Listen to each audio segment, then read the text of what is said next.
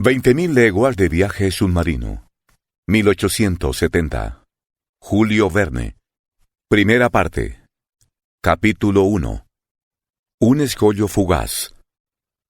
El año 1866 quedó caracterizado por un extraño acontecimiento, por un fenómeno inexplicable e inexplicado que nadie, sin duda, ha podido olvidar.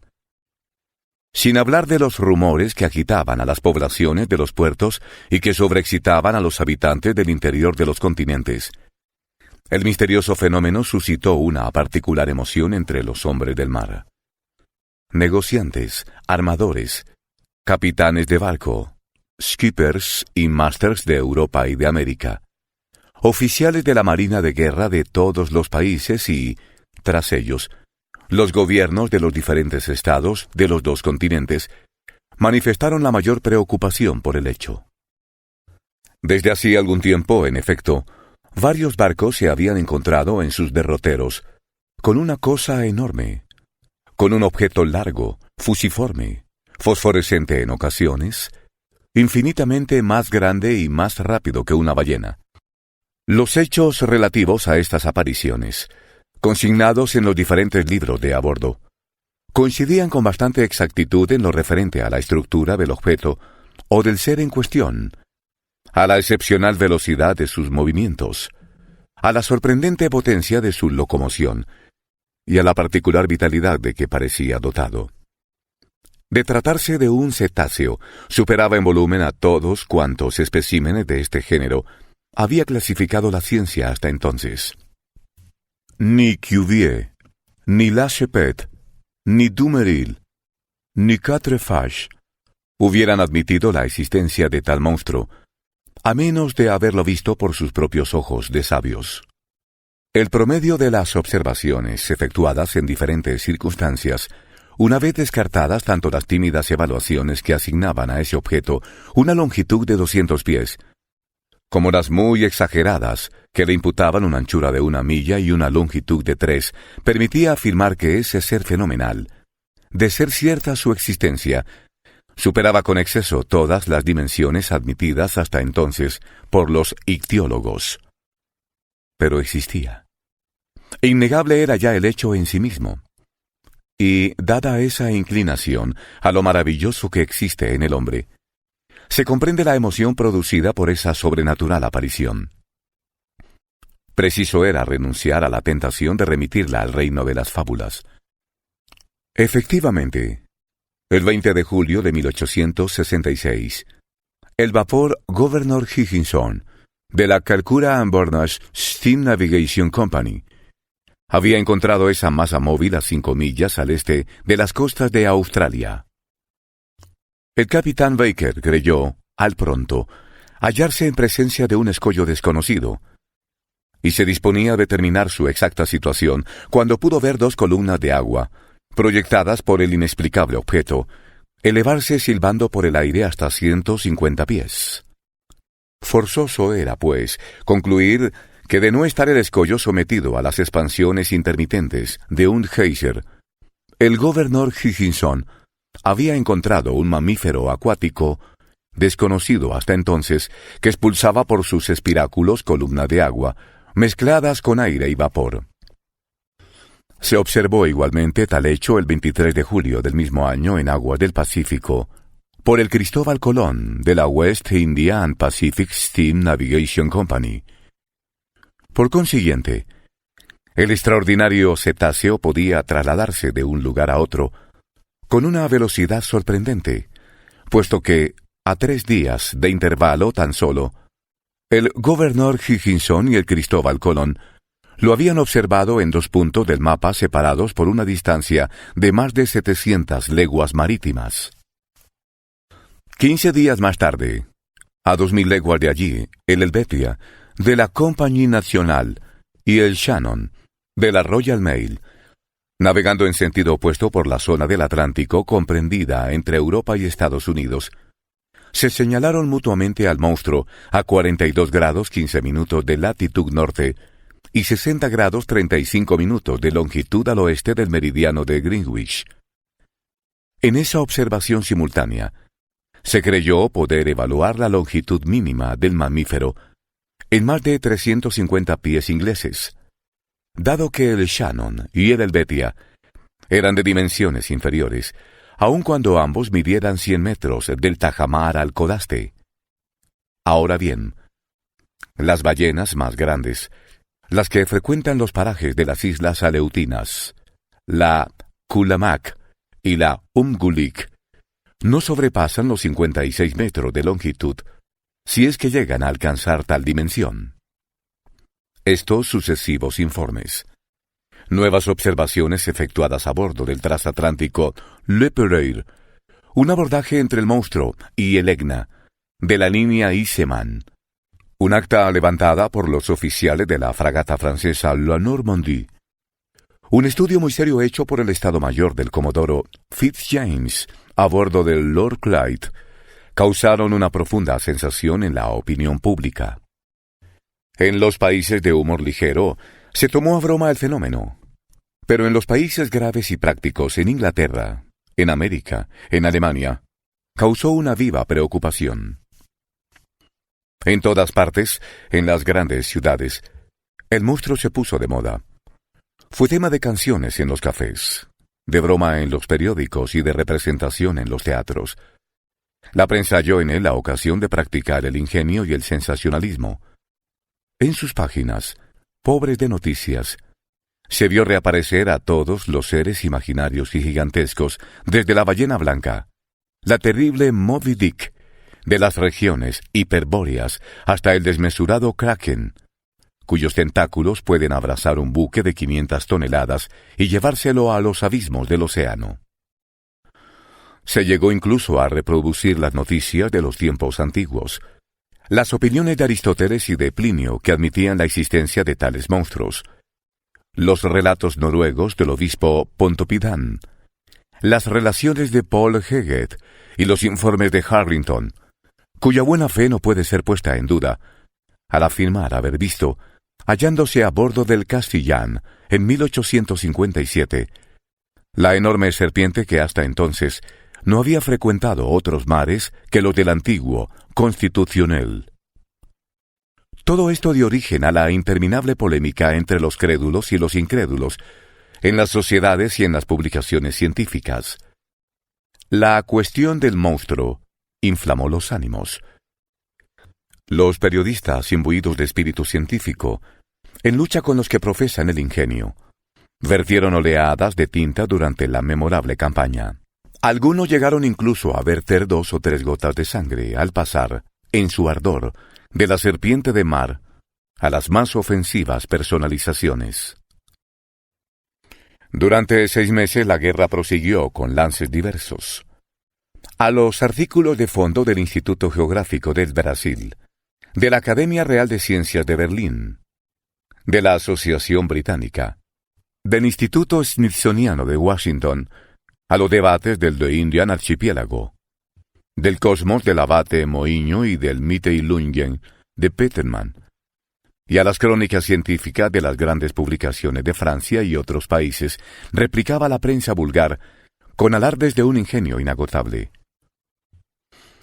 Sus inspirados redactores, parodiando una frase de Linneo, que citaban los adversarios del monstruo, mantuvieron, en efecto, que la naturaleza no engendra tontos, y conjuraron a sus contemporáneos a no infligir un mentis a la naturaleza y, consecuentemente, a rechazar la existencia de los kraken, de las serpientes de mar, de las Moby Dick y otras lucubraciones de marineros delirantes. Por último, en un artículo de un temido periódico satírico, el más popular de sus redactores, haciendo acopio de todos los elementos, se precipitó, como Hipólito, contra el monstruo. Le asestó un golpe definitivo y acabó con él en medio de una carcajada universal. El ingenio había vencido a la ciencia. La cuestión parecía ya enterrada durante los primeros meses del año de 1867, sin aparentes posibilidades de resucitar, cuando nuevos hechos llegaron al conocimiento del público. Hechos que revelaron que no se trataba ya de un problema científico por resolver, sino de un peligro serio, real, a evitar. La cuestión adquirió así un muy diferente aspecto. El monstruo volvió a erigirse en islote, roca, escollo, pero un escollo fugaz, indeterminable, inaprehensible. El 5 de marzo de 1867, el Moravian de la Montreal Ocean Company, navegando durante la noche a 27 grados 30 minutos de latitud y 72 grados 15 minutos de longitud, chocó por estribor con una roca no señalada por ningún mapa en esos parajes. Impulsado por la fuerza combinada de viento y de sus 400 caballos de vapor, el buque navegaba a la velocidad de 13 nudos. Abierto por el choque, es indudable que de no ser por la gran calidad de su casco, el Moravian se habría ido a pique con los 237 pasajeros que había embarcado en Canadá. El accidente había ocurrido hacia las 5 de la mañana, cuando comenzaba a despuntar el día. Los oficiales de guardia se precipitaron hacia popa y escrutaron el mar con la mayor atención, sin ver otra cosa que un fuerte remolino a unos 3 cables de distancia del barco, como si las capas líquidas hubieran sido violentamente batidas. Se tomaron con exactitud las coordenadas del lugar y el Moravian continuó su rumbo sin averías aparentes. ¿Había chocado con una roca submarina o había sido golpeado por un objeto residual enorme de un naufragio? No pudo saberse. Pero al examinar el buque en el dique carenero, se observó que una parte de la quilla había quedado destrozada. Pese a la extrema gravedad del hecho, tal vez habría pasado al olvido como tantos otros si no se hubiera reproducido en idénticas condiciones 3 semanas después. Pero en esta ocasión, la nacionalidad del buque víctima de este nuevo abordaje y la reputación de la compañía a la que pertenecía el navío dieron al acontecimiento una inmensa repercusión. Nadie ignora el nombre del célebre armador inglés Cunard, el inteligente industrial que fundó, en 1840, un servicio postal entre Liverpool y Halifax, con 3 barcos de madera, de ruedas, de 400 caballos de fuerza y con un arqueo de 1.162 toneladas. 8 años después, el material de la compañía se veía incrementado en 4 barcos de 650 caballos y 1.820 toneladas, y 2 años más tarde, en otros 2 buques de mayor potencia y tonelaje. En 1853, la compañía Cunard, cuya exclusiva del transporte del correo acababa de serle renovada, añadió sucesivamente a su flota el Arabia, el Persia, el China, el Scotia, el Java y el Rusia, todos ellos muy rápidos y los más grandes que, a excepción del Great Eastern, hubiesen surcado nunca los mares. Así pues, en 1867 la compañía poseía 12 barcos, 8 de ellos de ruedas y 4 de hélice. La mención de tales detalles tiene por fin mostrar la importancia de esta compañía de transportes marítimos, cuya inteligente gestión es bien conocida en el mundo entero. Ninguna empresa de navegación transoceánica ha sido dirigida con tanta habilidad como esta. Ningún negocio se ha visto coronado por un éxito mayor. Desde hace 26 años, los navíos de las líneas Cunard han atravesado 2000 veces el Atlántico sin que ni una sola vez se haya malogrado un viaje, sin que se haya producido nunca un retraso, sin que se haya perdido jamás ni una carta, ni un hombre, ni un barco. Por ello, y pese a la poderosa competencia de las líneas francesas, los pasajeros continúan escogiendo la Cunard, con preferencia a cualquier otra, como demuestran las conclusiones de los documentos oficiales de los últimos años. Dicho esto, a nadie sorprenderá la repercusión hallada por el accidente ocurrido a uno de sus mejores barcos. El 13 de abril de 1867, el Scotia se hallaba a 15 grados 12 minutos de longitud y 45 grados 37 minutos de latitud, navegando con mar bonancible y brisa favorable. Su velocidad era de 13 nudos y 43 centésimas, impulsado por sus 1000 caballos de vapor. Sus ruedas batían el agua con una perfecta regularidad. Su calado era de 6 metros y 60 centímetros y su desplazamiento de 6.624 metros cúbicos.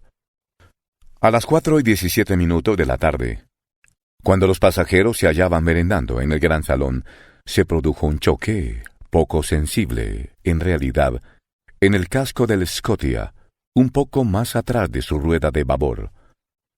No había sido el Scotia el que había dado el golpe, sino el que lo había recibido, y por un instrumento más cortante o perforante que contundente. El impacto había parecido tan ligero que nadie a bordo se habría inquietado si no hubiesen subido al puente varios marineros de la cala gritando: «¡Nos hundimos! ¡Nos hundimos!». Los pasajeros se quedaron espantados, pero el capitán Anderson se apresuró a tranquilizarles. En efecto, el peligro no podía ser inminente. Dividido en 7 compartimientos por tabiques herméticos, el Scotia podía resistir impunemente una vía de agua. El capitán Anderson se dirigió inmediatamente a la cala. Vio que el 5.º compartimiento había sido invadido por el mar y que la rapidez de la invasión demostraba que la vía de agua era considerable. Afortunadamente, las calderas no se hallaban en ese compartimiento. De haber estado alojadas en él, se hubiesen apagado instantáneamente. El capitán Anderson ordenó de inmediato que pararan las máquinas. Un marinero se sumergió para examinar la avería. Algunos instantes después pudo comprobarse la existencia en el casco del buque de un agujero de unos 2 metros de anchura. Imposible era cegar una vía de agua tan considerable, por lo que el Scotia, con sus ruedas medio sumergidas, debió continuar así su travesía. Se hallaba entonces a 300 millas del Cabo Clear. Con un retraso de 3 días que inquietó vivamente a la población de Liverpool, consiguió arribar a las dársenas de la compañía. Una vez puesto el Scotia en el dique seco, los ingenieros procedieron a examinar su casco. Sin poder dar crédito a sus ojos, vieron cómo a 2,5 metros, por debajo de la línea de flotación, se abría una desgarradura regular en forma de triángulo isósceles. La perforación de la plancha ofrecía una perfecta nitidez. No la hubiera hecho mejor una taladradora. Evidente era, pues, que el instrumento perforador que la había producido debía ser de un temple poco común, y que tras haber sido lanzado con una fuerza prodigiosa, como lo atestiguaba la horadación de una plancha de 4 centímetros de espesor, había debido retirarse por sí mismo mediante un movimiento de retracción verdaderamente inexplicable. Tal fue este último hecho, que tuvo por resultado el de apasionar nuevamente a la opinión pública. Desde ese momento, en efecto, todos los accidentes marítimos sin causa conocida se atribuyeron al monstruo. El fantástico animal cargó con la responsabilidad de todos esos naufragios, cuyo número es desgraciadamente considerable, ya que de los 3.000 barcos cuya pérdida se registra anualmente en el Bureau Veritas, la cifra de navíos de vapor o de vela que se dan por perdidos ante la ausencia de toda noticia asciende a no menos de 200. Justa o injustamente se acusó al monstruo de tales desapariciones. Al revelarse así cada día más peligrosas las comunicaciones entre los diversos continentes, la opinión pública se pronunció pidiendo enérgicamente que se desembarazaran los mares de una vez y a cualquier precio del formidable cetáceo. Capítulo 2. Los pros y los contras. En la época en que se produjeron estos acontecimientos, me hallaba yo de regreso de una exploración científica emprendida en las malas tierras de Nebraska, en los Estados Unidos. En mi calidad de profesor suplente del Museo de Historia Natural de París, el gobierno francés me había delegado a esa expedición. Tras haber pasado 6 meses en Nebraska, llegué a Nueva York, cargado de preciosas colecciones, hacia finales de marzo. Mi regreso a Francia estaba fijado para los primeros días de mayo. En espera del momento de partir, me ocupaba en clasificar mis riquezas mineralógicas, botánicas y zoológicas. Fue entonces cuando se produjo el incidente del Scotia. Estaba yo perfectamente al corriente de la cuestión que dominaba la actualidad. ¿Cómo podría no estarlo? Había leído y releído todos los diarios americanos y europeos, pero en vano. El misterio me intrigaba. En la imposibilidad de formarme una opinión, oscilaba de un extremo a otro. Que algo había, era indudable, y a los incrédulos se les invitaba a poner el dedo en la llaga del Scotia. A mi llegada a Nueva York, el problema estaba más candente que nunca. La hipótesis del islote flotante, del escollo inaprehensible, sostenida por algunas personas poco competentes, había quedado abandonada ya. Porque, en efecto, ¿cómo hubiera podido un escollo desplazarse con tan prodigiosa rapidez sin una máquina en su interior? Esa rapidez en sus desplazamientos es lo que hizo asimismo rechazar la existencia de un casco flotante, del enorme resto de un naufragio. Quedaban, pues, tan solo dos soluciones posibles al problema. Soluciones que congregaban a dos bandos bien diferenciados. De una parte, los que creían en un monstruo de una fuerza colosal, y de otra, los que se pronunciaban por un barco submarino de una gran potencia motriz. Ahora bien, esta última hipótesis, admisible después de todo, no pudo resistir a las investigaciones efectuadas en los dos mundos. Era poco probable que un simple particular tuviera a su disposición un ingenio mecánico de esa naturaleza. ¿Dónde y cuándo hubiera podido construirlo? ¿Y cómo hubiera podido mantener en secreto su construcción? Únicamente un gobierno podía poseer una máquina destructiva semejante. En estos desastrosos tiempos, en los que el hombre se esfuerza por aumentar la potencia de las armas de guerra, es posible que un Estado trate de construir en secreto un arma semejante. Después de los fusiles chassepot, los torpedos.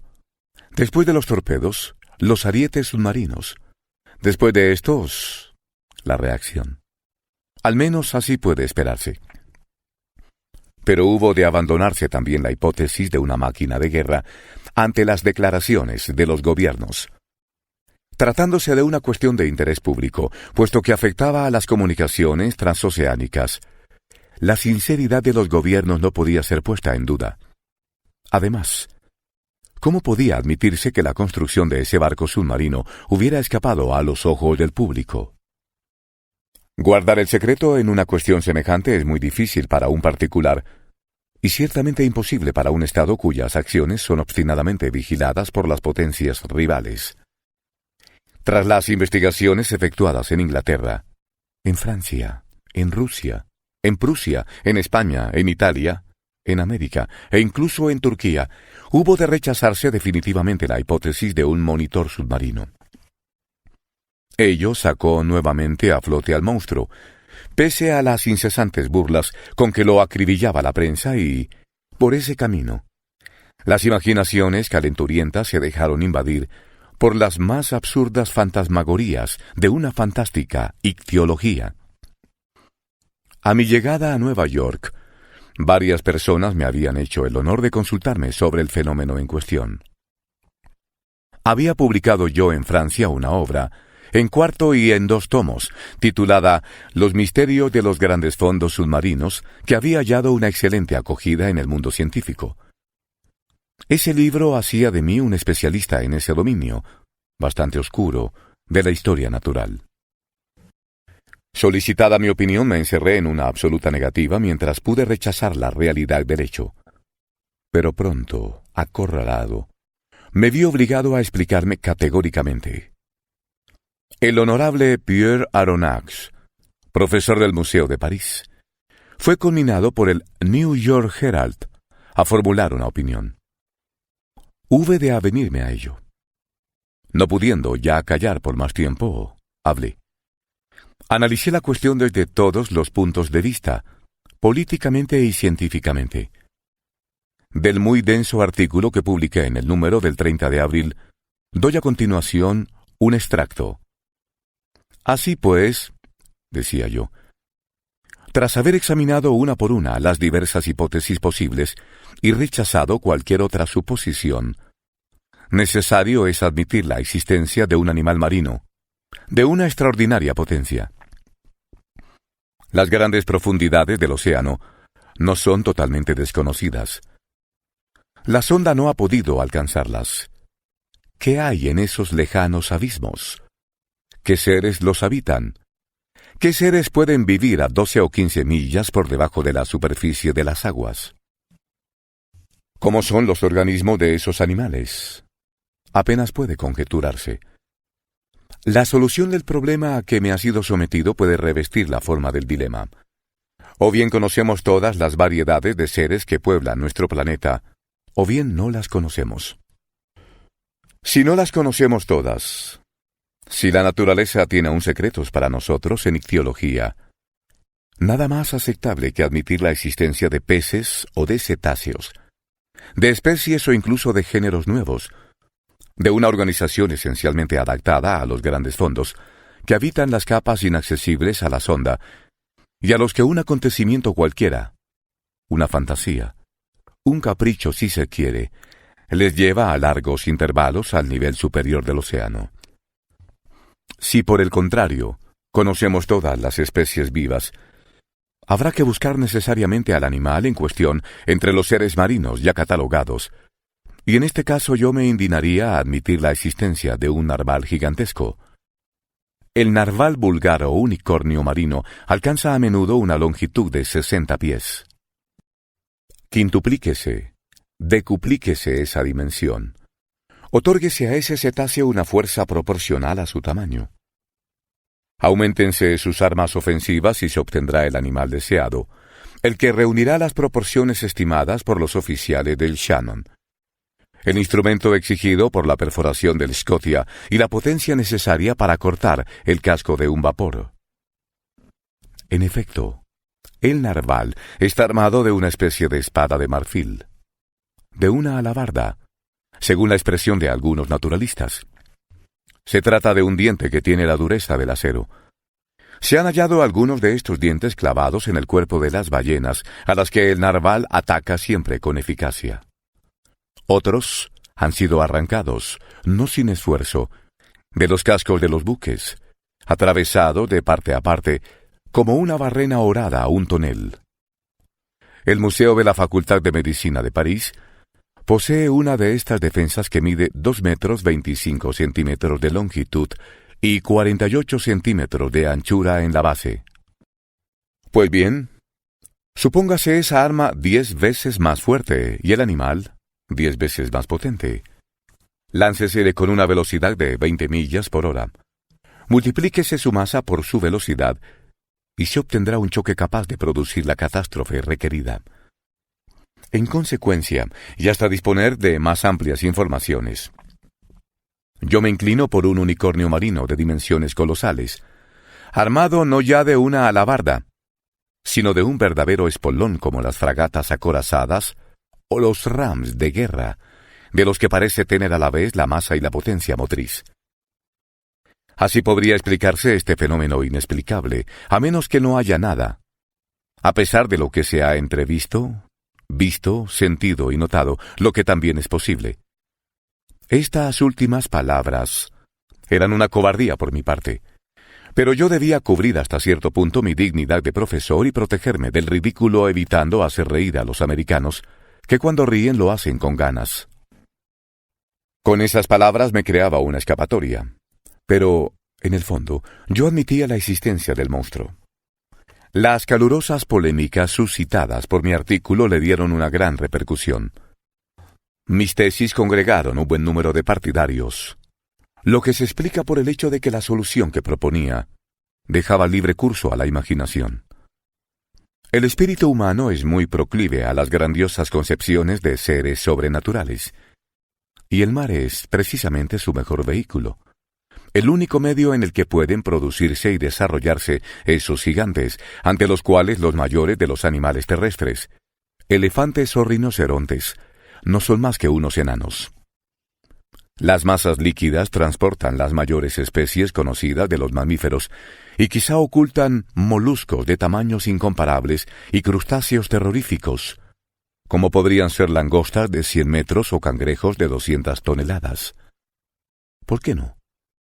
Antiguamente, los animales terrestres, contemporáneos de las épocas geológicas, los cuadrúpedos, los cuadrumanos, los reptiles, los pájaros, alcanzaban unas proporciones gigantescas. El Creador los había lanzado a un molde colosal que el tiempo ha ido reduciendo poco a poco. ¿Por qué el mar, en sus ignoradas profundidades, no habría podido conservar esas grandes muestras de la vida de otra edad, puesto que no cambia nunca, al contrario que el núcleo terrestre sometido a un cambio incesante? ¿Por qué no podría conservar el mar en su seno las últimas variedades de aquellas especies titánicas, cuyos años son siglos y los siglos milenios? Pero me estoy dejando llevar a fantasmagorías que no me es posible ya sustentar. Basta ya de estas quimeras que el tiempo ha transformado para mí en realidades terribles. Lo repito, la opinión quedó fijada en lo que concierne a la naturaleza del fenómeno, y el público admitió sin más discusión la existencia de un ser prodigioso que no tenía nada en común con las fabulosas serpientes de mar. Pero frente a los que vieron en ello un problema puramente científico por resolver, otros, más positivos, sobre todo en América y en Inglaterra, se preocuparon de purgar al océano del temible monstruo, a fin de asegurar las comunicaciones marítimas. Las publicaciones especializadas en temas industriales y comerciales trataron la cuestión principalmente desde este punto de vista. La Shipping and Mercantile Gazette, el Lloyd, el Paquebot, la Review Maritime et Colonial, todas las publicaciones periódicas en las que estaban representados los intereses de las compañías de seguros, que amenazaban ya con la elevación de las tarifas de sus pólizas, coincidieron en ese punto. Habiéndose pronunciado ya la opinión pública, fueron los Estados de la Unión los primeros en decidirse a tomar medidas prácticas. En Nueva York se hicieron preparativos para emprender una expedición en persecución del Narval. Una fragata muy rápida, la Abraham Lincoln, fue equipada para hacerse a la mar con la mayor brevedad. Se abrieron los arsenales al comandante Farragut, quien aceleró el armamento de su fragata. Pero como suele ocurrir, bastó que se hubiera tomado la decisión de perseguir al monstruo para que éste no reapareciera más. Nadie volvió a oír hablar de él durante 2 meses. Ningún barco se lo encontró en su derrotero. Se hubiera dicho que el unicornio conocía la conspiración que se estaba tramando contra él. Se había hablado tanto de él y hasta por el cable transatlántico. Los bromistas pretendían que el astuto monstruo había interceptado al paso algún telegrama a él referido y que obraba en consecuencia. En tales circunstancias no se sabía dónde dirigir la fragata, armada para una larga campaña y provista de formidables aparejos de pesca. La impaciencia iba en aumento cuando, el 3 de julio, se notificó que un vapor de la línea de San Francisco en Shanghái había vuelto a ver al animal 3 semanas antes, en los mares septentrionales del Pacífico.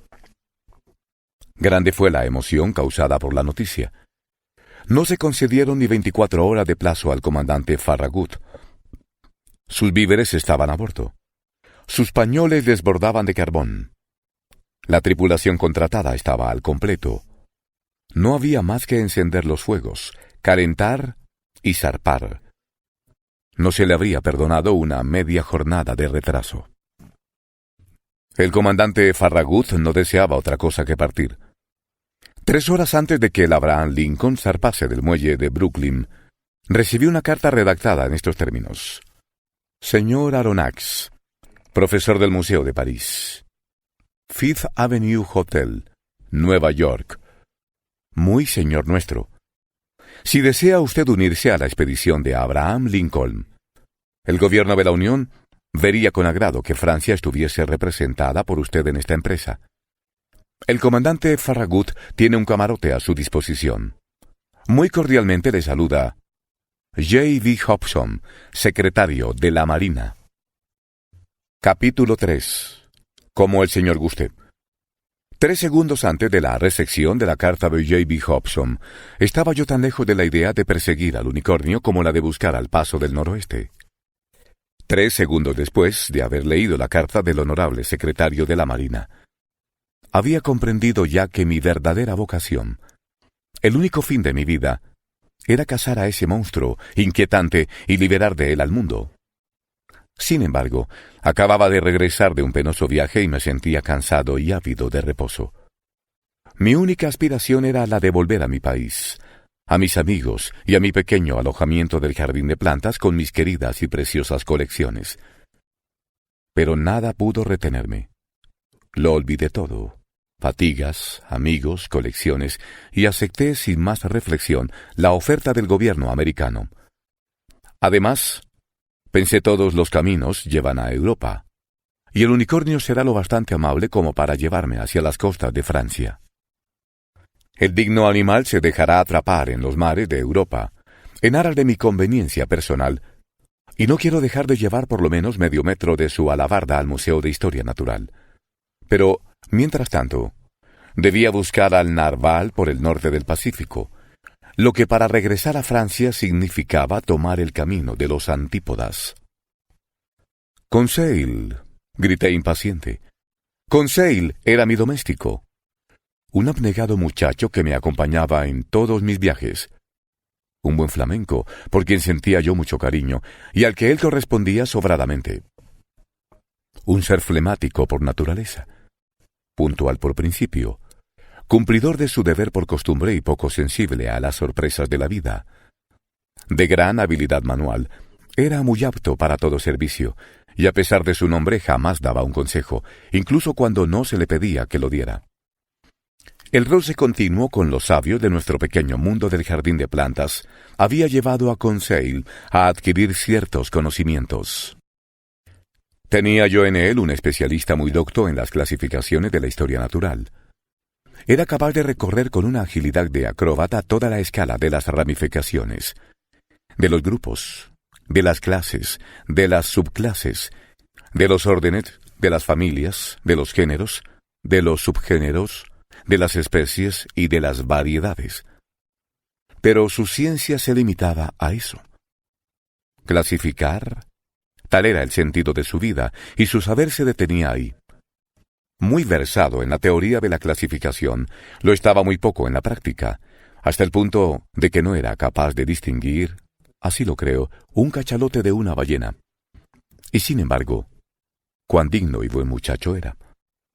Desde hacía 10 años, Conseil me había seguido a todas partes donde me llevara la ciencia. Jamás le había oído una queja o un comentario sobre la duración o la fatiga de un viaje, ni una objeción a hacer su maleta para un país cualquiera, ya fuese China o el Congo, por remoto que fuera.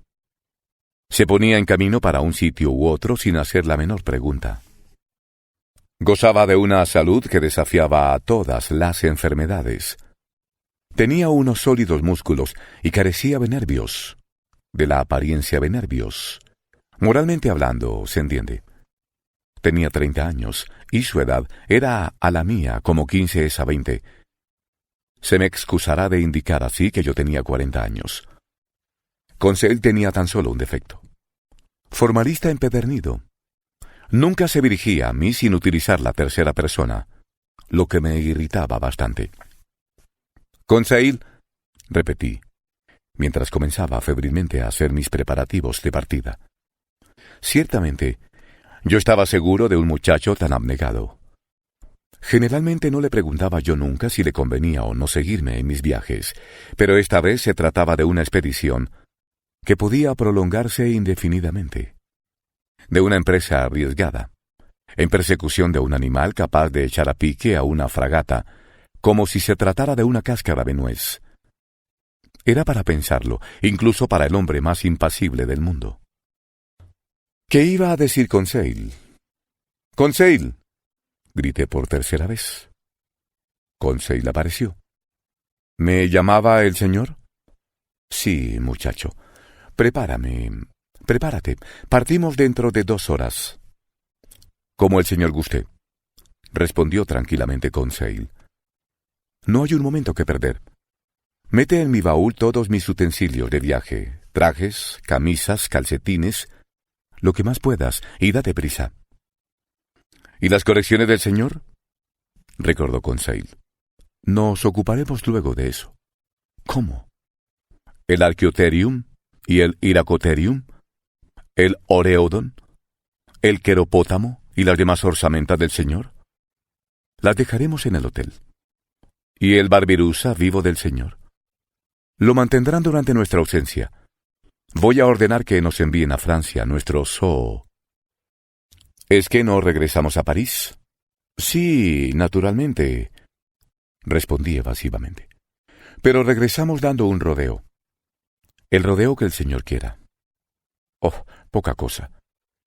Un camino un poco menos directo, eso es todo. Viajaremos a bordo del Abraham Lincoln. Como convenga al Señor, respondió Conseil con la mayor placidez. ¿Sabes, amigo mío? Verás. Se trata del monstruo, del famoso narval. Vamos a librar de él los mares. El autor de una obra en 2 volúmenes sobre los misterios de los grandes fondos submarinos no podía sustraerse a la expedición del comandante Farragut. Misión gloriosa, pero también peligrosa. No se sabe a dónde nos llevará esto. Esos animales pueden ser muy caprichosos, pero iremos, de todos modos, con un comandante que no conoce el miedo. Yo haré lo que haga el Señor, dijo Conseil. Piénsalo bien, pues no quiero ocultarte que este viaje es uno de esos de cuyo retorno no se puede estar seguro. Como el Señor guste. Un cuarto de hora más tarde, nuestro equipaje estaba preparado. Conseil lo había hecho en un periquete, y yo tenía la seguridad de que nada faltaría, pues clasificaba las camisas y los trajes tan bien como los pájaros o los mamíferos. El ascensor del hotel nos depositó en el gran vestíbulo del entresuelo. Descendí los pocos escalones que conducían a piso bajo y pagué mi cuenta en el largo mostrador que estaba siempre asediado por una considerable muchedumbre.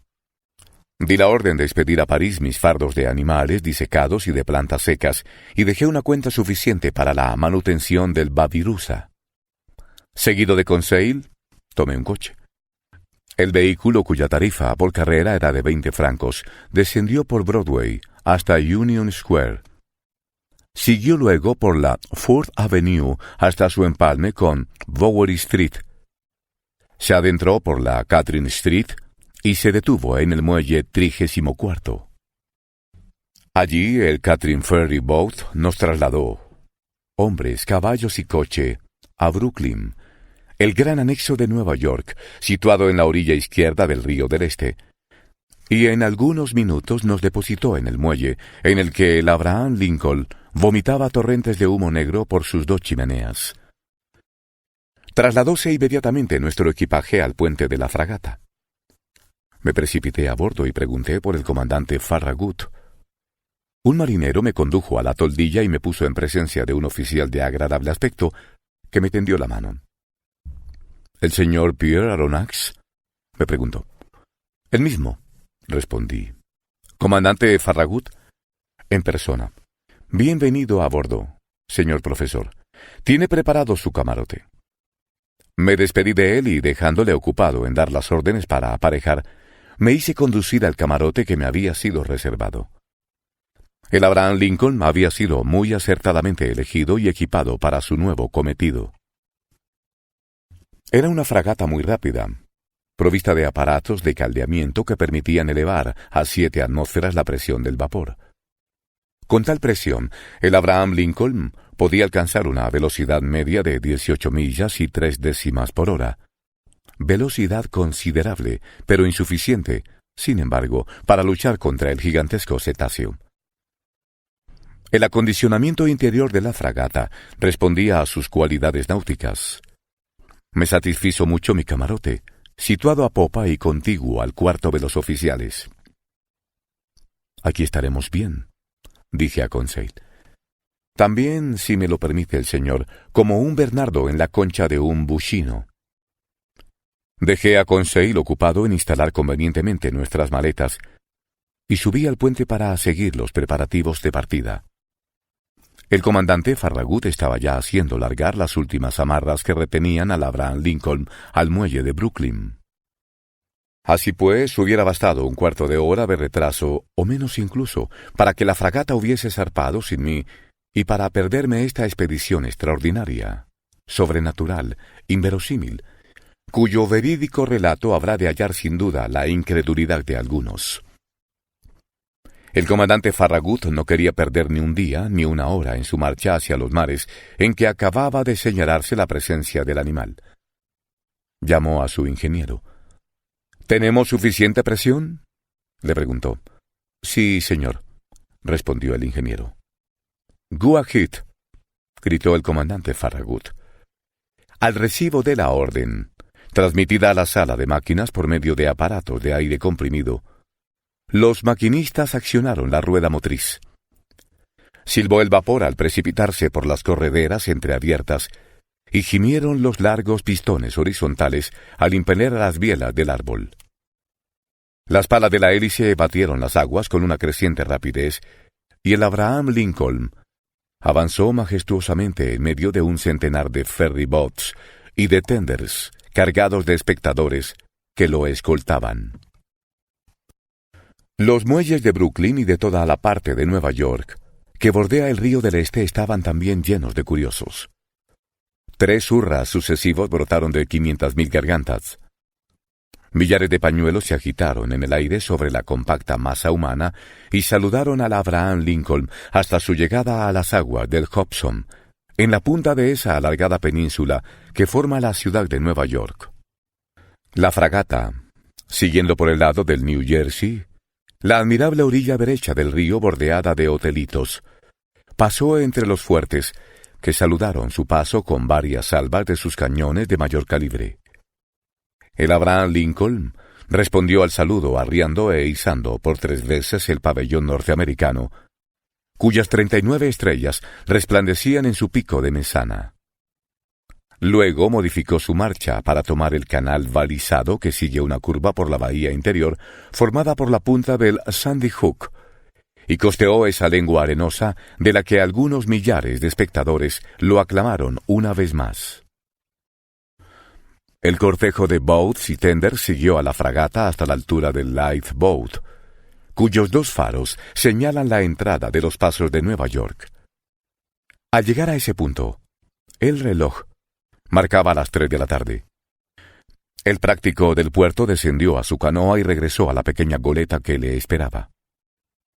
Se forzaron las máquinas y la hélice batió con más fuerza las aguas.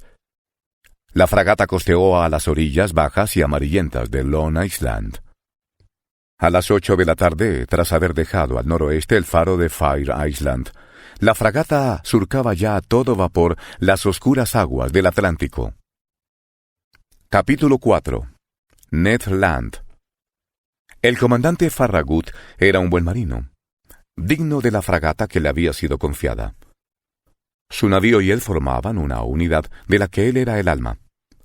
No permitía que la existencia del cetáceo fuera discutida a bordo, por no abrigar la menor duda sobre la misma. Creía en él como algunas buenas mujeres creen en el Leviatán, por fe, no por la razón. Estaba tan seguro de su existencia como de que libraría los mares de él. Lo había jurado. Era una especie del caballero de Rodas, un diosdado de Goson en busca de la serpiente que asolaba su isla. O el comandante Farragut mataba al Narval, o el Narval mataba al comandante Farragut.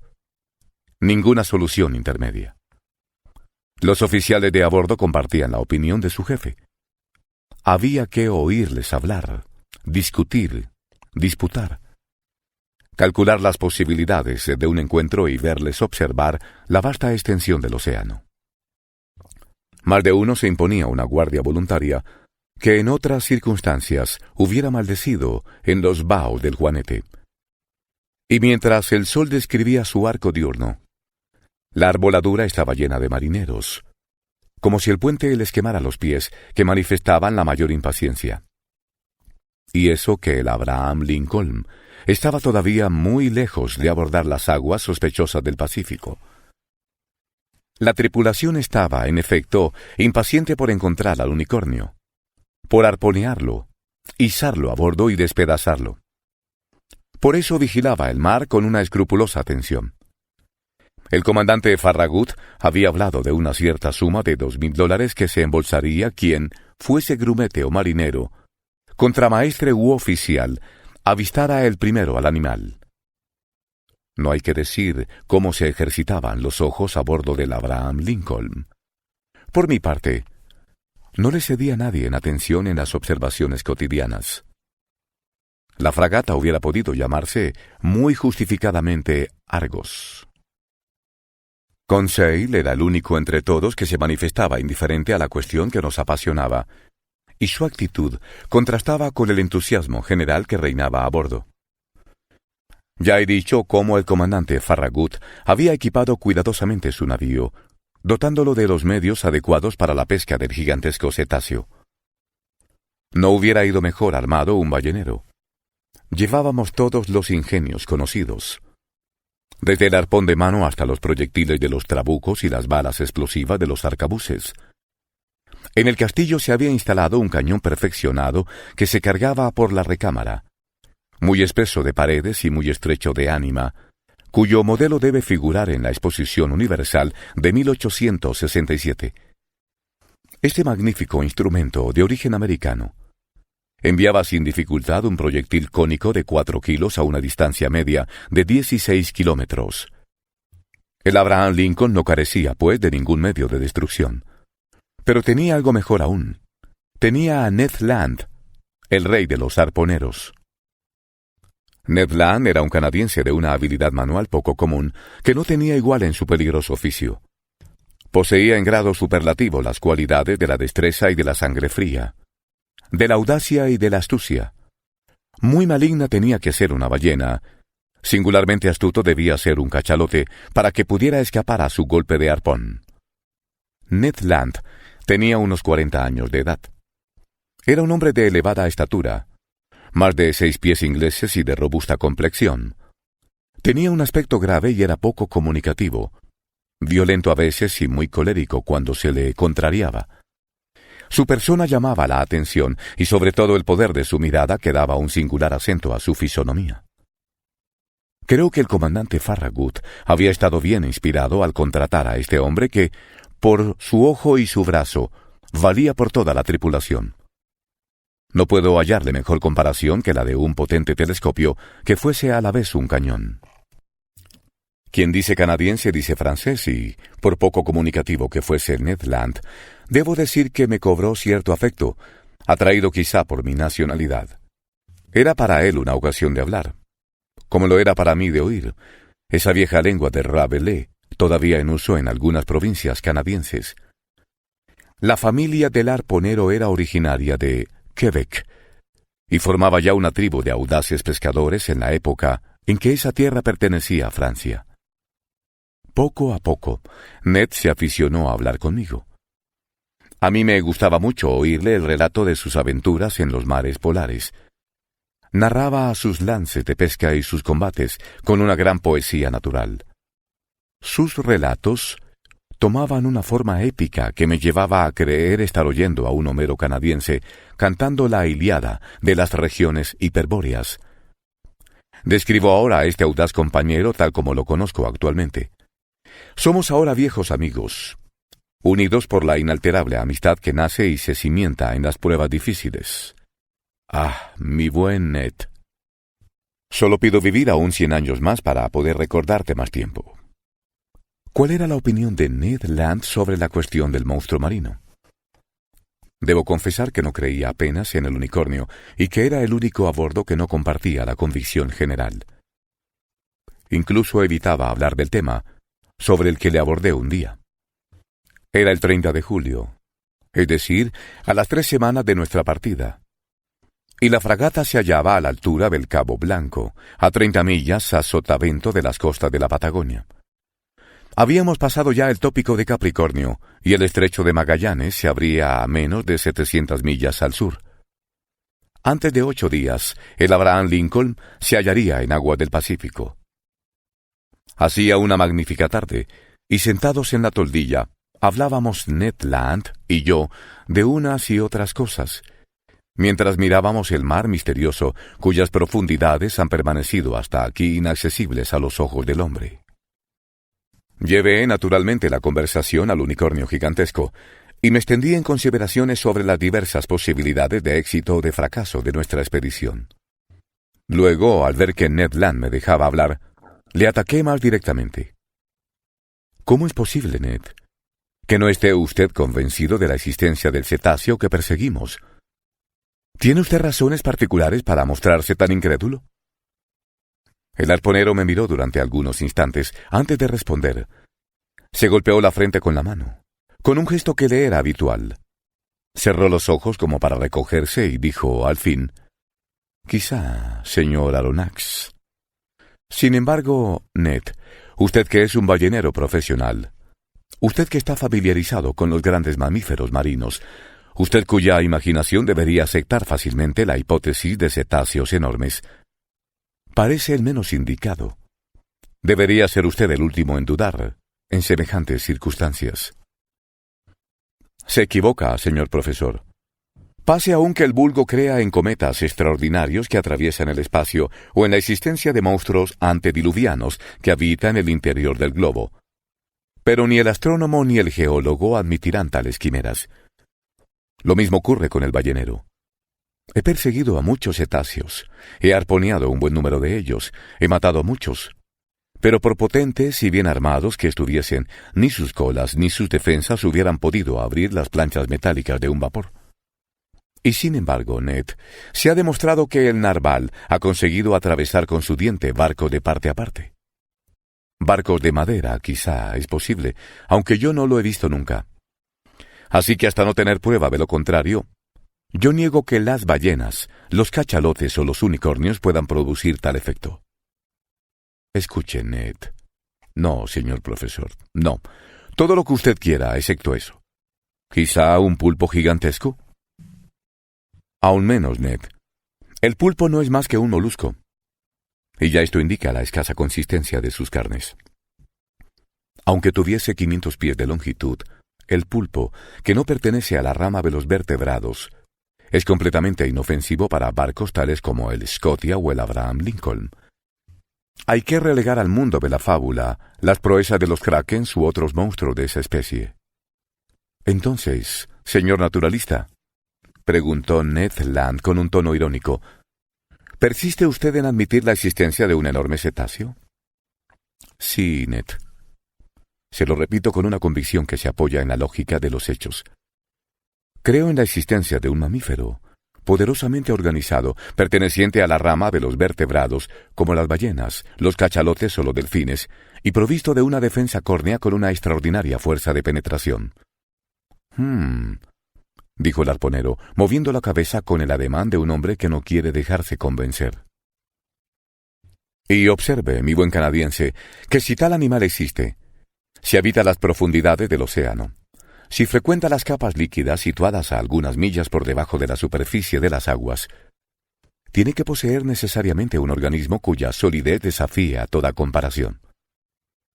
¿Y por qué un organismo tan poderoso?, preguntó Ned. Porque hace falta una fuerza incalculable para mantenerse en las capas profundas y resistir a su presión. ¿De veras?, dijo Ned, que me miraba con los ojos entrecerrados.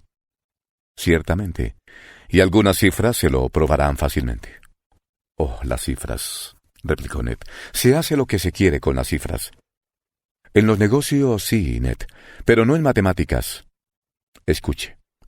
Admitamos que la presión de una atmósfera esté representada por la presión de una columna de agua de 32 pies de altura.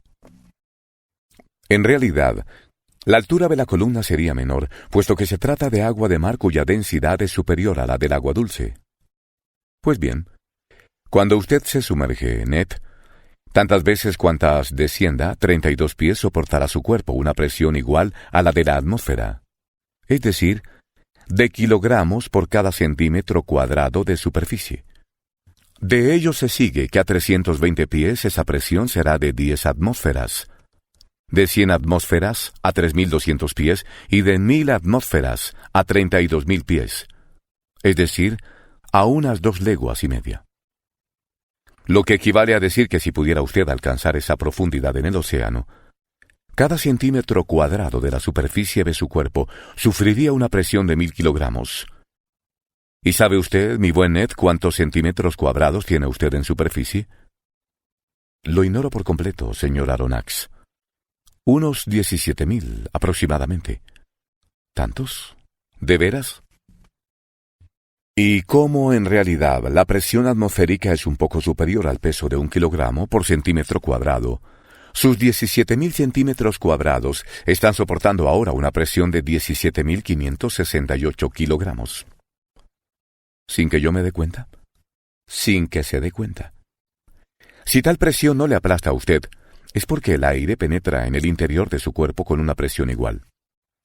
De ahí un equilibrio perfecto entre las presiones interior y exterior, que se neutralizan, lo que le permite soportarlas sin esfuerzo. Pero en el agua es otra cosa. Sí, lo comprendo, respondió Ned, que se mostraba más atento. Porque el agua me rodea y no me penetra. Exactamente, Ned. Así pues, a 32 pies por debajo de la superficie del mar, sufriría usted una presión de 17.568 kilogramos. A 320 pies, 10 veces esa presión, o sea, 175.680 kilogramos. A 3.200 pies, 100 veces esa presión. Es decir, 1.756.800 kilogramos. Y a 32.000 pies, 1000 veces esa presión, o sea, 17.568.000 kilogramos. En una palabra, que se quedaría usted planchado como si le sacaran de una apisionadora. —¡Diantre! —exclamó Ned. Pues bien, mi buen Ned, si hay vertebrados de varios centenares de metros de longitud y de un volumen proporcional que se mantienen a semejantes profundidades, con una superficie de millones de centímetros cuadrados, calcule la presión que resisten en miles de millones de kilogramos.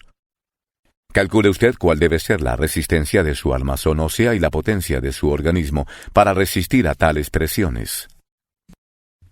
Deben estar fabricados, respondió Ned Land, con planchas de hierro de 8 pulgadas, como las fragatas acorazadas. Como usted dice, Ned, piense ahora en los desastres que puede producir una masa semejante, lanzada con la velocidad de un expreso contra el casco de un buque. Sí, en efecto.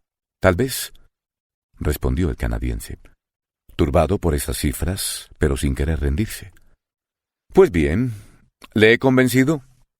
Me ha convencido de una cosa, señor naturalista, y es de que, si tales animales existen en el fondo de los mares, deben necesariamente ser tan fuertes como dice usted. Pero si no existen, testarudo arponero, ¿cómo se explica usted el accidente que le ocurrió al Scotia? Pues porque... dijo Ned titubeando. Continúe. Pues porque... Eso no es verdad, respondió el canadiense, repitiendo, sin saberlo, una célebre respuesta de Arago. Pero esta respuesta probaba la obstinación del arponero y solo eso. Aquel día no le acosé más. El accidente del Scotia no era negable. El agujero existía y había habido que colmarlo. No creo yo que la existencia de un agujero pueda hallar demostración más categórica. Ahora bien, ese agujero no se había hecho solo, y puesto que no había sido producido por rocas submarinas o artefactos submarinos, necesariamente tenía que haberlo hecho el instrumento perforante de un animal. Y en mi opinión, y por todas las razones precedentemente expuestas, ese animal pertenecía a la rama de los vertebrados, a la clase de los mamíferos, al grupo de los pisiformes y, finalmente, al orden de los cetáceos. En cuanto a la familia en que se inscribiera, ballena, cachalote o delfín, en cuanto al género del que formara parte, en cuanto a la especie a que hubiera que adscribirle, era una cuestión a elucidar posteriormente. Para resolverla había que disecar a ese monstruo desconocido. Para disecarlo, necesario era apoderarse de él. Para apoderarse de él, había que arponearlo, lo que competía a Ned Land. Para arponearlo había que verlo, lo que correspondía a la tripulación. Y para verlo había que encontrarlo, lo que incumbía al azar. Capítulo 5. A la aventura. Ningún incidente marcó durante algún tiempo el viaje del Abraham Lincoln, aunque se presentó una circunstancia que patentizó la maravillosa habilidad de Ned Land y mostró la confianza que podía depositarse en él. A lo largo de las Malvinas, el 30 de junio, la fragata entró en comunicación con unos balleneros norteamericanos que nos informaron no haber visto al narval. Pero uno de ellos, el capitán del Monroe, conocedor de que Ned Land se hallaba a bordo del Abraham Lincoln, requirió su ayuda para cazar una ballena que tenían a la vista. Deseoso el comandante Farragut de ver en acción a Ned Land, le autorizó a subir a bordo del Monroe. Y el azar fue tan propicio a nuestro canadiense que en vez de una ballena arponeó a dos con un doble golpe, asestándoselo a una directamente en el corazón. Se apoderó de la otra después de una persecución de algunos minutos. Decididamente, si el monstruo llegaba a vérselas con el arpón de Ned Land, no apostaría yo un céntimo por el monstruo. La fragata corrió a lo largo de la costa sureste de América con una prodigiosa rapidez. El 3 de julio nos hallábamos a la entrada del estrecho de Magallanes, a la altura del Cabo de las Vírgenes. Pero el comandante Farragut no quiso adentrarse en ese paso sinuoso y maniobró para doblar el Cabo de Hornos, decisión que mereció la unánime aprobación de la tripulación ante la improbabilidad de encontrar al narval en ese angosto estrecho.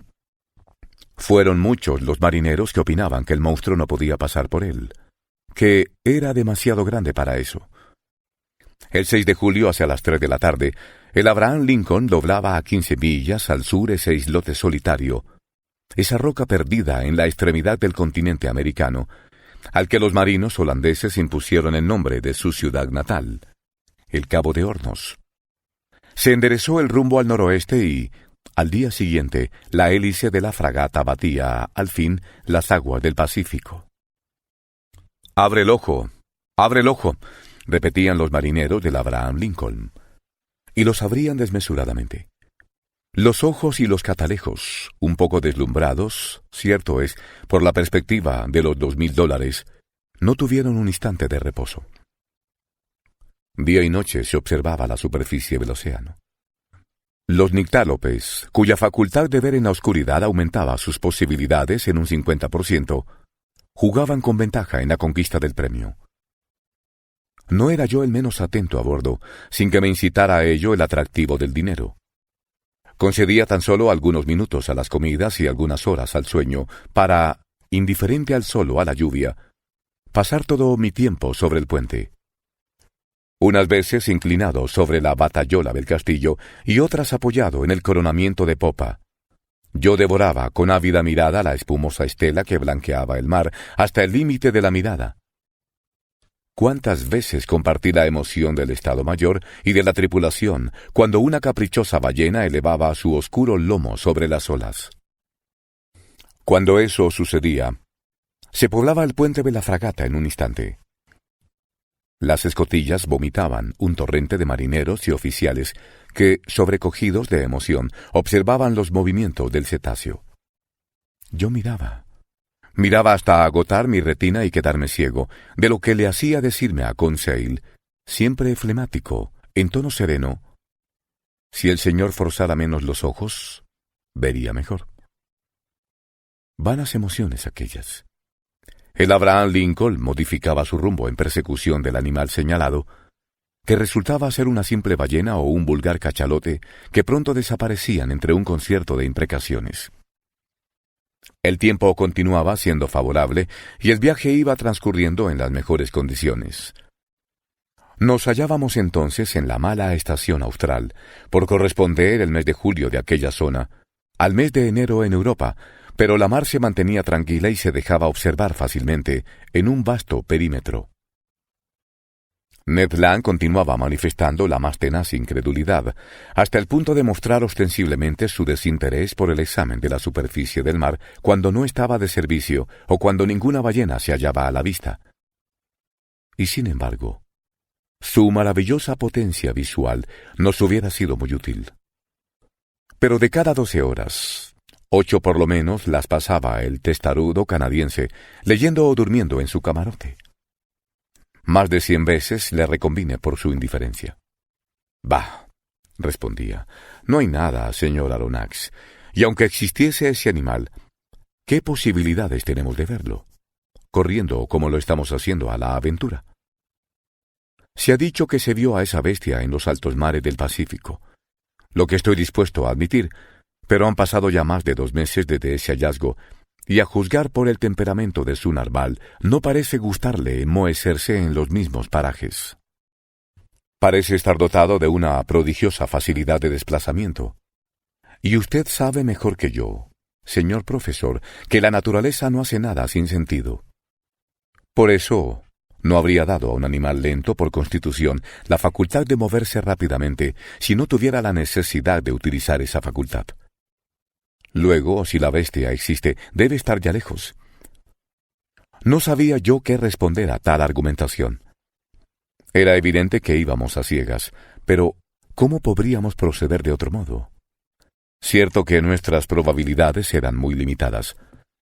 Pese a todo, nadie a bordo dudaba todavía del éxito, y no había un marinero dispuesto a apostar contra la próxima aparición del narval. El 20 de julio atravesamos el trópico de Capricornio a 105 grados de longitud, y el 27 del mismo mes, el Ecuador, por el meridiano 110. La fragata tomó entonces una más decidida dirección hacia el oeste, hacia los mares centrales del Pacífico. El comandante Farragut pensaba, con fundamento, que era mejor frecuentar las aguas profundas y alejarse de los continentes y de las islas, cuyas proximidades parecía haber evitado siempre el animal. Sin duda porque no había demasiada agua para él, decía el contramaestre. La fragata pasó, pues, a lo largo de las islas Pomotú, Marquesas y Sandwich. Cortó el trópico de Cáncer a 132 grados de longitud y se dirigió hacia los mares de China. Por fin nos hallábamos en el escenario de la última aparición del monstruo. A partir de entonces, puede decirse que ya no se vivía a bordo. Los corazones latían furiosamente, incubando futuros aneurismas incurables. La tripulación entera sufría una sobreexcitación nerviosa de la que yo no podría dar una pálida idea. No se comía ni se dormía. 20 veces al día, un error de apreciación, una ilusión óptica de algún marinero encaramado a una cofa, causaban un súbito alboroto. Y estas emociones, 20 veces repetidas, nos mantenían en un estado de eretismo demasiado violento para no provocar una próxima recesión. Y en efecto, la reacción no tardó en producirse. Durante 3 meses, 3 meses de los que cada día duraba un siglo, el Abraham Lincoln surcó todos los mares septentrionales del Pacífico, corriendo tras de las ballenas señaladas, procediendo a bruscos cambios de rumbo, virando súbitamente de uno a otro bordo, parando repentinamente sus máquinas, forzando o reduciendo el vapor alternativamente, con riesgo de desnivelar su maquinaria y sin dejar un punto inexplorado desde las costas del Japón a las de América. Y nada. Nada más que la inmensidad de las olas desiertas. Nada que se asemejara a un narval gigantesco, ni a un islote submarino, ni a un resto de naufragio, ni a un escollo fugaz, ni a nada sobrenatural. La previsible reacción a tanto entusiasmo baldío se produjo inevitablemente. El desánimo se apoderó de todos y abrió una brecha a la incredulidad. Un nuevo sentimiento nos embargó a todos. Un sentimiento que se componía de 3 décimas de vergüenza y 7 décimas de furor. Había que ser estúpidos para dejarse seducir por una quimera, y esta reflexión aumentaba nuestro furor. Las montañas de argumentos acumulados desde hacía un año se derrumbaban lamentablemente. Cada uno pensaba ya únicamente en desquitarse, en las horas del sueño y de las comidas, del tiempo que había sacrificado tan estúpidamente. Con la versatilidad inherente al espíritu humano, se pasó de un exceso al extremadamente opuesto. Los más fervientes partidarios de la empresa se convirtieron fatalmente en sus más ardientes detractores. La reacción subió desde los fondos del navío, desde los puestos de los pañoleros hasta los de la oficialidad, y ciertamente, sin la muy particular obstinación del capitán Farragut, la fragata hubiese puesto definitivamente proa al sur. Sin embargo, no podía prolongarse mucho más tiempo esa búsqueda inútil. El Abraham Lincoln no tenía nada que reprocharse, pues había hecho todo lo posible por lograrlo. Nunca una tripulación de un buque de la Marina norteamericana había dado más muestras de celo y de paciencia, y en ningún caso podía imputársele la responsabilidad del fracaso. Ya no quedaba más que regresar, y así se le comunicó al comandante, quien se mantuvo firme en su intención de persistir en su empeño.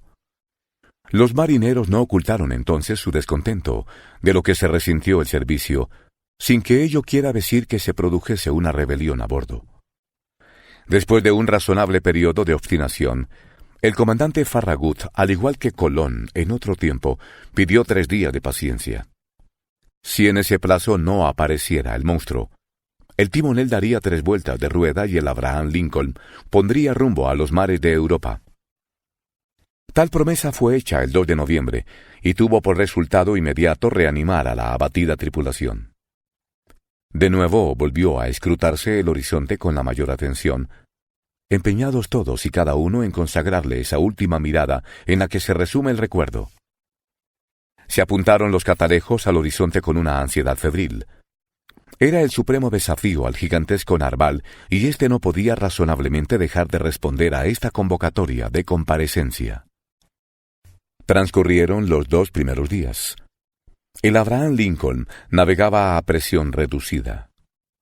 Se emplearon todos los medios posibles para llamar la atención o para estimular la apatía del animal, en el supuesto de que se hallase en aquellos parajes. Se echaron al mar, a la rastra, enormes trozos de tocino, para la mayor satisfacción de los tiburones, debo decirlo. Se echaron al agua varios botes para explorar en todas direcciones, en un amplio radio de acción, el mar en torno al Abraham Lincoln, dejado al pairo. Pero la noche del 4 de noviembre llegó sin que se hubiera desvelado el misterio submarino. Al día siguiente, 5 de noviembre, expiraba a mediodía el plazo de rigor. Tras fijar la posición, el comandante Farragut, fiel a su promesa, debía poner rumbo al sudeste y abandonar definitivamente las regiones septentrionales del Pacífico. La fragata se hallaba entonces a 31 grados 15 minutos de latitud norte y 136 grados 42 minutos de longitud este. Las tierras del Japón distaban menos de 200 millas a sotavento. Se acercaba ya la noche. Acababan de dar las 8. Grandes nubarrones velaban el disco lunar. Entonces en su primer cuarto, la mar ondulaba apaciblemente bajo la roda de la fragata. Yo me hallaba a proa, apoyado en la batayola de estribor. A mi lado, Conseil miraba el horizonte. La tripulación, encaramada a los obenques, escrutaba el horizonte que iba reduciéndose y oscureciéndose poco a poco. Los oficiales escudriñaban la creciente oscuridad con sus catalejos de noche. De vez en cuando el oscuro océano resplandecía fugazmente bajo un rayo de luna entre 2 nubes. Luego el rayo de luz se desvanecía de nuevo en las tinieblas. Observando a Conseil, creí ver que el buen muchacho se había dejado contagiar un poco del estado de ánimo general. Quizá y por vez primera sus nervios vibraban bajo el sentimiento de la curiosidad. «Vamos, Conseil», le dije. «Esta es la última ocasión de embolsarse $2,000. Permítame el señor decirle que en ningún momento he contado con esa prima, y que aunque se hubieran ofrecido $100,000, no por eso se hubiera visto más pobre el gobierno de la Unión». «Tienes razón, Conseil. Después de todo es una estúpida aventura, y nos hemos lanzado a ella con una excesiva ligereza. Cuánto tiempo perdido y cuántas emociones inútiles. Pensar que hace ya 6 meses que podíamos estar en Francia, en la casa del señor, en el museo del señor, y yo tendría ya clasificados los fósiles del señor. El babirusa del señor estaría ya instalado en su jaula del jardín de plantas y sería la atracción de todos los curiosos de la capital. Así es, Conseil, y lo que es más, así me lo temo, la gente va a burlarse de nosotros. En efecto, respondió muy tranquilamente Conseil, creo que van a burlarse del señor, y puedo permitirme decir que... Puedes permitírselo, Conseil. Pues bien, que el Señor se lo tiene merecido. ¿De veras? Cuando se tiene el honor de ser un sabio como el Señor, no se puede exponer uno a... Conseil no pudo acabar su frase. En medio del silencio se oyó una voz, la de Ned Land, y la voz de Ned Land gritaba: «¡Oe! La cosa en cuestión, a sotavento, al través». Capítulo 6. A todo vapor. Al oír este grito, toda la tripulación se precipitó hacia el arponero. Comandante, oficiales, contramaestres, marineros, grumetes y hasta los ingenieros, que dejaron sus máquinas, y los fogoneros, que abandonaron sus puestos. Se había dado la orden de parar, y la fragata ya no se desplazaba más que por su propia inercia. Tan profunda era ya la oscuridad que yo me preguntaba cómo había podido verlo el canadiense, por buenos que fuesen sus ojos.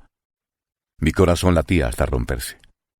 Pero Ned Land no se había equivocado, y todos pudimos advertir el objeto que su mano indicaba. A 1 o 2 cables del Abraham Lincoln, y por estribor. El mar parecía estar iluminado por debajo. No era un simple fenómeno de fosforescencia, ni cabía engañarse.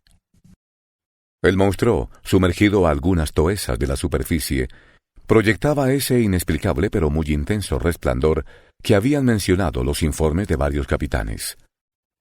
La magnífica irradiación debía ser producida por un agente de gran poder luminoso. La luz describía sobre el mar un inmenso óvalo muy alargado, en cuyo centro se condensaba un foco ardiente, cuyo irresistible resplandor se iba apagando por degradaciones sucesivas. «No es más que una aglomeración de moléculas fosforescentes», exclamó uno de los oficiales. «No, señor», repliqué con convicción. «Ni las folas ni las salpas son capaces de producir una luminosidad tan fuerte. Ese resplandor es de naturaleza eléctrica. Además, mire cómo se desplaza. Se mueve hacia adelante y hacia atrás. Se precipita hacia nosotros». Un grito unánime surgió de la fragata. «¡Silencio!», gritó el comandante Farragut. «Caña a barlovento, toda. Máquina atrás». Los marineros se precipitaron hacia la caña del timón, y los ingenieros hacia sus máquinas. El Abraham Lincoln, abatiendo a babor, describió un semicírculo. «¡A la vía el timón! ¡Máquina avante!», gritó el comandante Farragut. Ejecutadas estas órdenes, la fragata se alejó rápidamente del foco luminoso. «Digo mal», quiso alejarse. Hubiera debido decir, pues la bestia sobrenatural se le acercó con una velocidad 2 veces mayor que la suya. Jadeábamos, sumidos en el silencio y la inmovilidad, más por el estupor que por el pánico. El animal se nos acercaba con facilidad. Dio luego una vuelta a la fragata, cuya marcha era entonces de 14 nudos, y la envolvió en su resplandor eléctrico como en una polvareda luminosa. Se alejó después a unas 2 o 3 millas, dejando una estela fosforescente comparable a los torbellinos de vapor que exhala la locomotora de un expreso. De repente, desde los oscuros límites del horizonte, a los que había ido a buscar impulso, el monstruo se lanzó hacia el Abraham Lincoln con una impresionante rapidez. Se detuvo bruscamente a unos 20 pies de sus cintas y se apagó, no abismándose en las aguas, puesto que su resplandor no sufrió ninguna degradación, sino súbitamente y como si la fuente de su brillante efluvio se hubiera extinguido de repente. Luego reapareció al otro lado del navío, ya fuera por haber dado la vuelta en torno al mismo o por haber pasado por debajo de su casco. En cualquier momento podía producirse una colisión de nefastos efectos para nosotros. Las maniobras de la fragata me sorprendieron. En vez de atacar, huía. El barco que había venido en persecución del monstruo se veía perseguido.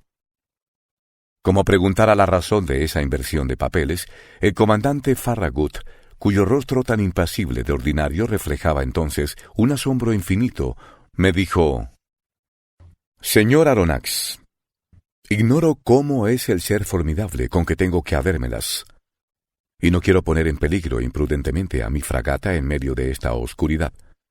Además, ¿cómo atacar a lo desconocido? ¿Cómo defenderse? Esperemos la luz del día y entonces los papeles cambiarán. ¿Le queda alguna duda, comandante, sobre la naturaleza del animal? No, señor.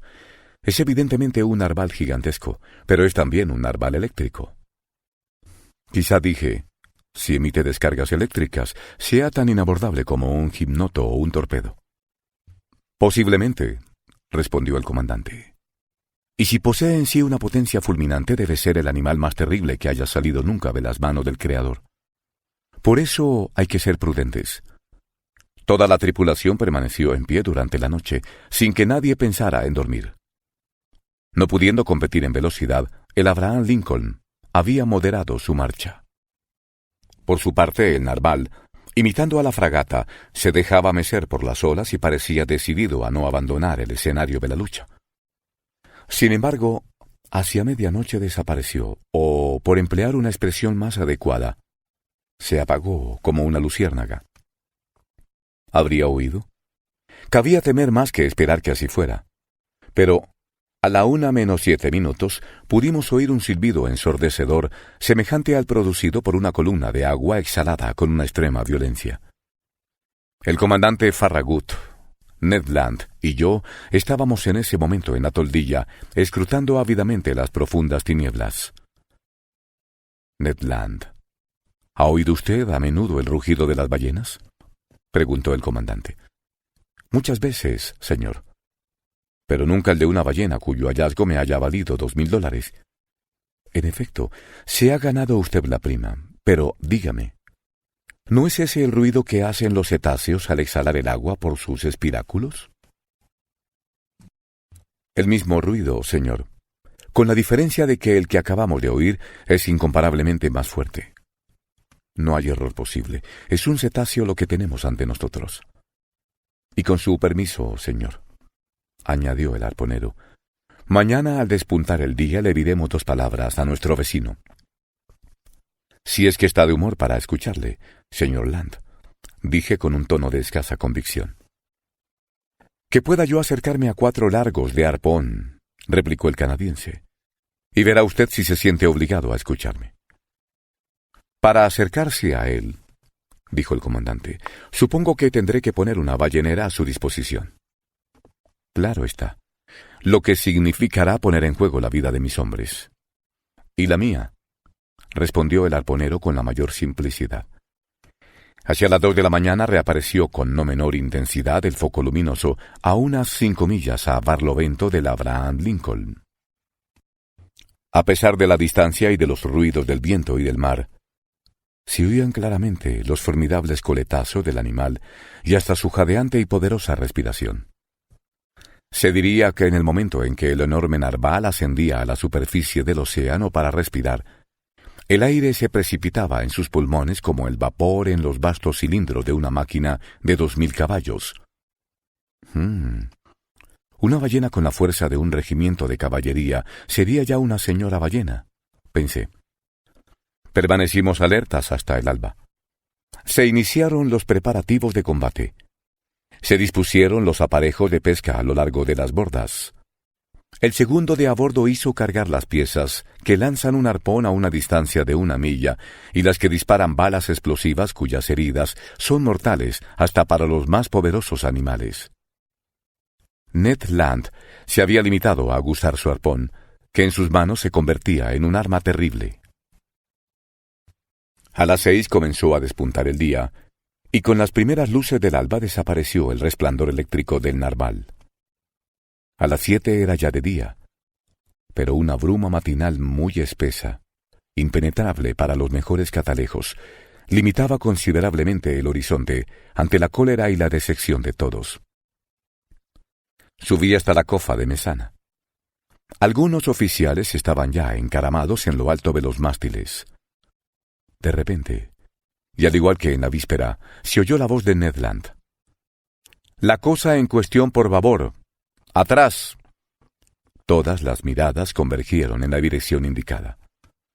A 1,5 millas de la fragata, un largo cuerpo negruzco emergía de las aguas en 1 metro aproximadamente.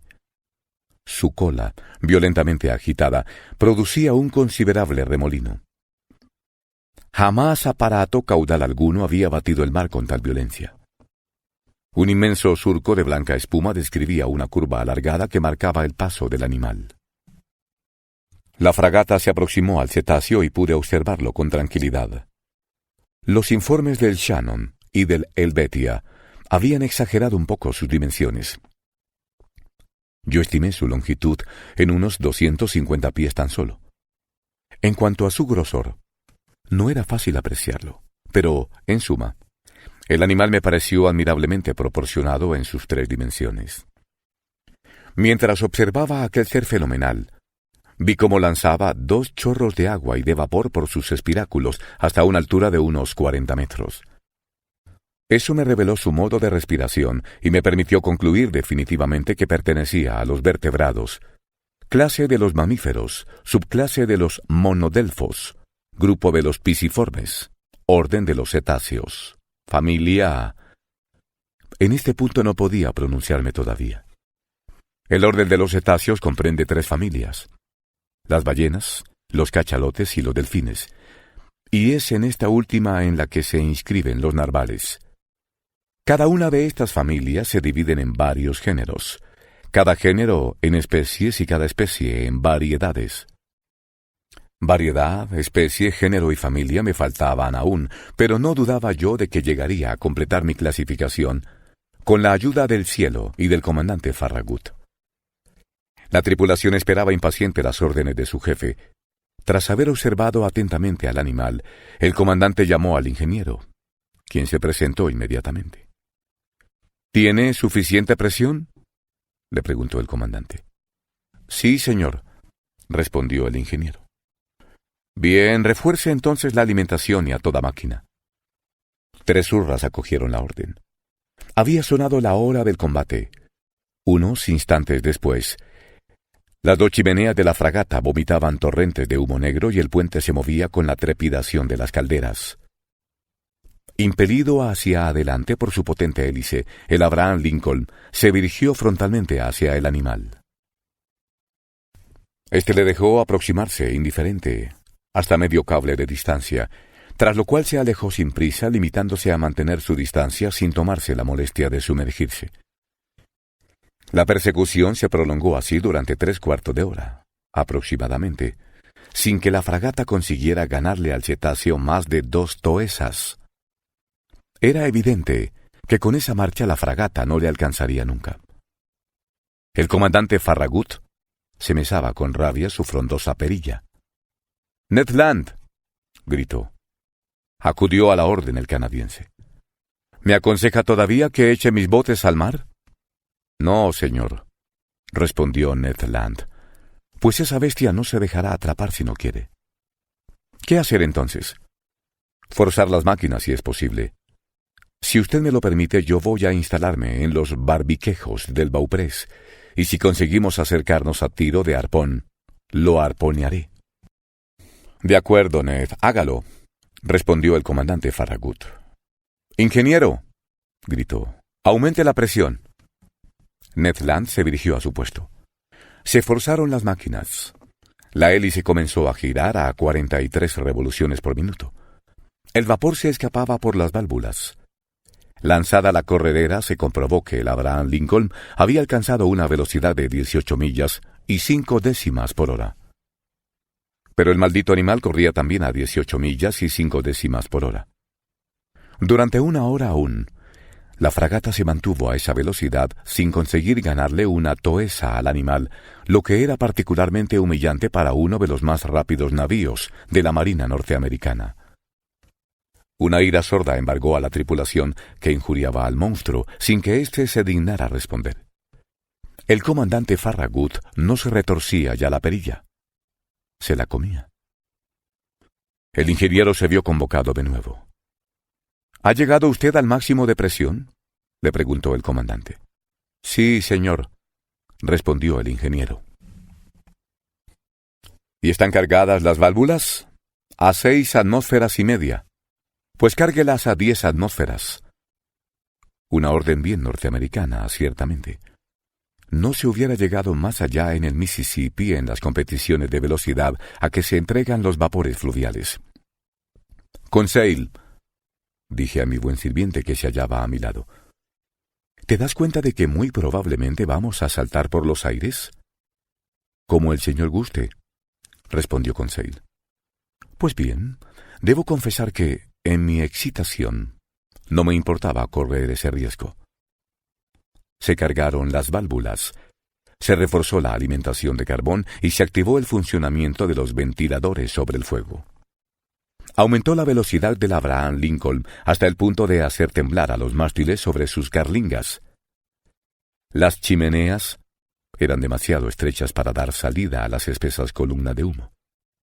Se echó nuevamente la corredera. —¿Y bien, timonel? —preguntó el comandante Farragut. 19 millas y 3 décimas, señor. Forzad los fuegos. El ingeniero obedeció. El manómetro marcó 10 atmósferas. Pero el cetáceo acompasó nuevamente su velocidad a la del barco, a la de 19 millas y 3 décimas.